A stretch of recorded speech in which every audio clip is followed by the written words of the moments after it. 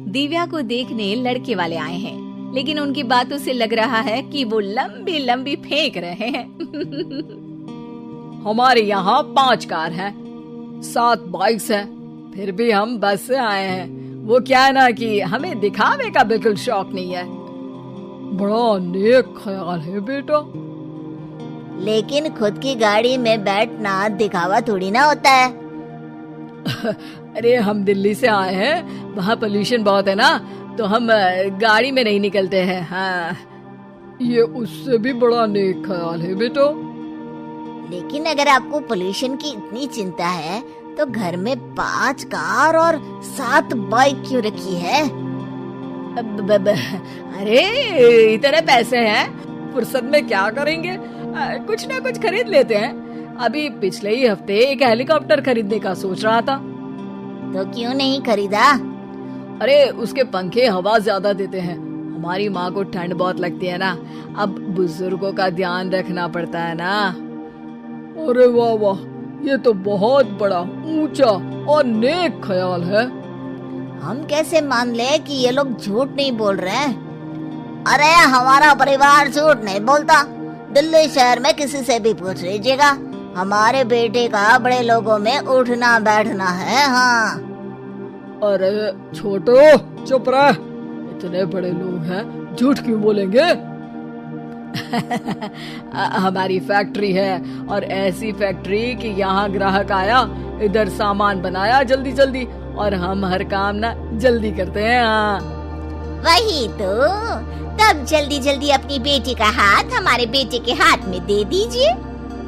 दिव्या के पिताजी दिव्या के भाई छोटू की एक भी बात न मानते हुए दिव्या की शादी दिल्ली के इस फेंकू परिवार में करवा देते हैं। जब दिव्या ससुराल पहुंचती है तब आपकी कार्स और बाइक्स कहाँ है?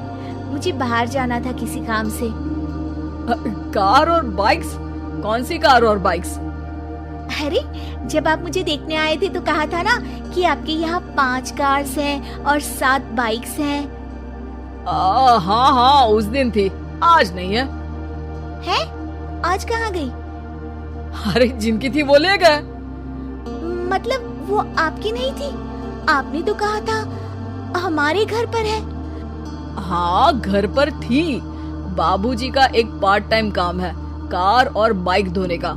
उस दिन घर पे 5 कार और 7 बाइक्स थी तो बोल दिया था। अरे झूठ थोड़ी ना बोला है, जैसा था वैसा बोल दिया। और वो हेलीकॉप्टर खरीदने वाली बात, वो झूठ थी क्या?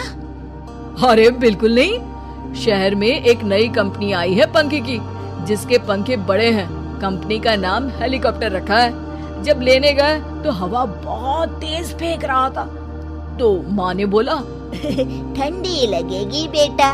वैसे भी दिल्ली में ठंड ज्यादा होती है ना। झूठ कहाँ बोला मैंने, जैसा था वैसा बोल दिया। हे भगवान, और वो फैक्ट्री वाली बात, इधर ग्राहक आया उधर सामान तैयार। अरे वो भी तो बिल्कुल सही है। मेरा ना पानी पूरी का ठेला है, इधर ग्राहक आता है उधर पानी पूरी बना देता हूँ। अरे झूठ कहाँ बोला, जैसा था वैसा बोल दिया। हे राम, मेरे तो कर्म फूट गए। आपने तो कहा था कि आप लोगों का बड़े लोगों में उठना बैठना है। अरे है तो, पहले मैं बहुत बड़े लोगों के यहाँ नौकर था। जब भी कोई गलती करता तो वो मुझसे उठक बैठक लगवा देते। हो गया ना बड़े लोगों में उठना बैठना। दिव्या अपने साथ हुए धोखे पर रोने लगती है और ठान लेती है कि वो ससुराल वालों को लाइन पर लाकर ही रहेगी और उनकी ये झूठ बोलने वाली आदत छुड़वा कर रहेगी। आप लोग खाने में क्या लेंगे? करेला खा लूंगा। अरे मुझे तो टिंडे खाने हैं। कद्दू खाऊंगा। अच्छी बात है, खाने के टेबल पर मिलते हैं। शाम को जब सब खाने के टेबल पर मिलते हैं तो सब देखते हैं कि टेबल पर प्लेट्स में एक पूरा और कच्चा कद्दू रखा है, कच्चा करेला रखा है और कच्चे टिंडे भी रखे हैं। बहू, ये सब क्या है? ससुर जी के लिए करेले, आपके लिए टिंडे और श्रवण जी के लिए कद्दू। अरे वो तो दिख रहा है, लेकिन ये पकाया क्यों नहीं है? आप लोगों ने पकाने को तो नहीं कहा था, बस मैंने पूछा था क्या खाएंगे, तो आपने ये कहा था कि करेले, टिंडे और कद्दू खाने वाले हैं। ये क्या मजाक है दिव्या, तुम झूठ बोल रही हो। अरे मजाक कहा है, आपने कहा कद्दू खाएंगे तो खाइए, ऐसे थोड़ी ना कहा था कि पका हुआ खाएंगे। और वो आप क्या कहते हैं, जैसा था वैसा बोल दिया, झूठ कहाँ बोला मैंने। दिव्या की बात सुनकर, समझकर सब शर्मिंदा हो जाते हैं और उन्हें अपने किए और झूठ बोलने की आदत पर पछतावा होता है।